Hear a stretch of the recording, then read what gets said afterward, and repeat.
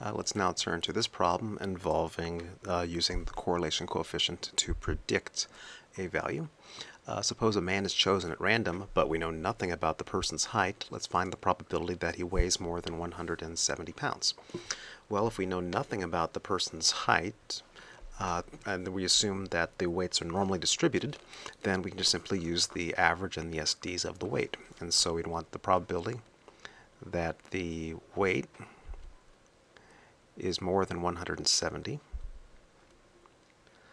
Assuming that we have the Bell distribution of works, that this would be approximately equal to the probability that Z is bigger than 170 minus 182 divided by 35. So the probability that a standard normal random variable is bigger than, so let's work this out. The Z in this case would be equal to 170 minus 182 divided by 35, so negative 0.34286.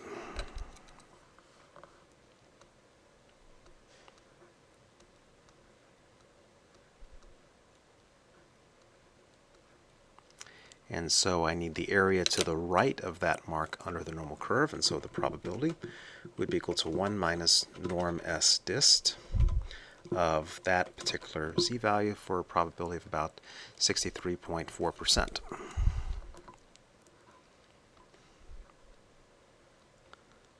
Okay, so that's part one. Part two is going to be a little bit more interesting. So let me get rid of this so I can give myself a little bit more space. Part two is going to be a little bit more interesting because we have the extra information now that the person's height is known to be 68 inches. So if we have somebody that is known to be 68 inches tall, let's now predict the person's weight. So what's going to happen is that the estimated average is going to change, and also the standard deviation down here is going to change. So those two numbers will be different because we have extra information about the person's height. So let me clear off some space here, and let's work out what the estimate of the person's height is, for average weight is. So the formula for the regression line is that y minus y bar is equal to r times s sub y over s sub x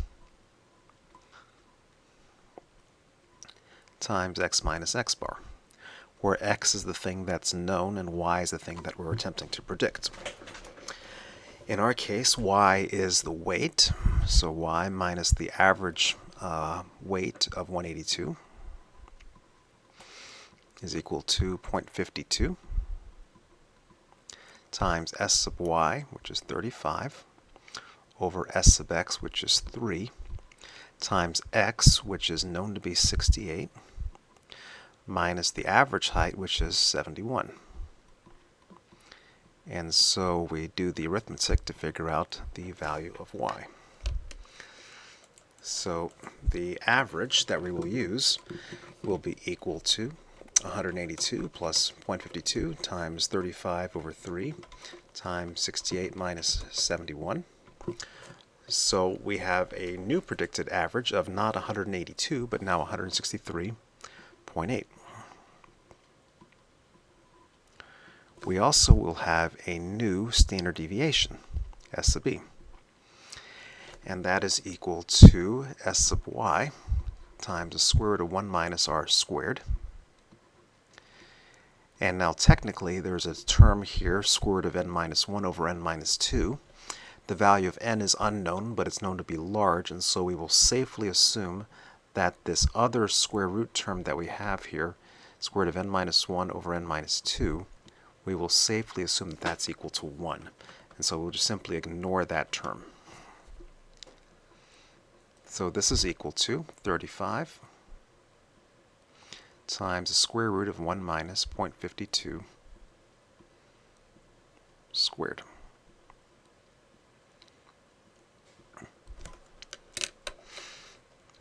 So the new standard error is going to be 35 times the square root of 1 minus 0.52 squared for a little bit less than 30 pounds, 29.896.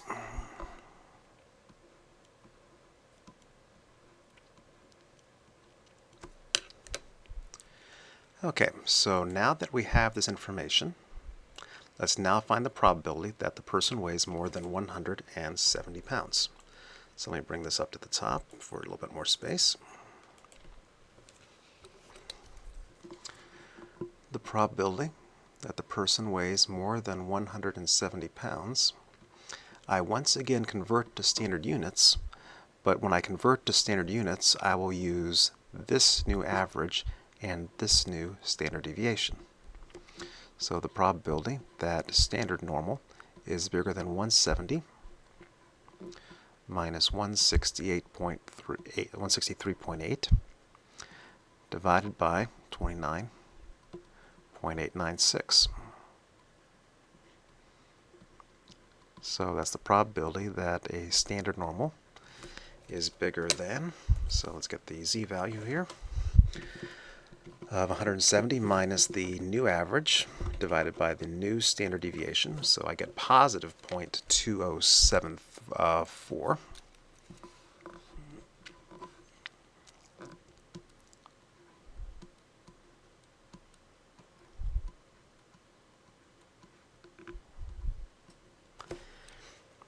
And so that gives us a probability of 1 minus norm s dist of that number for about 0.418.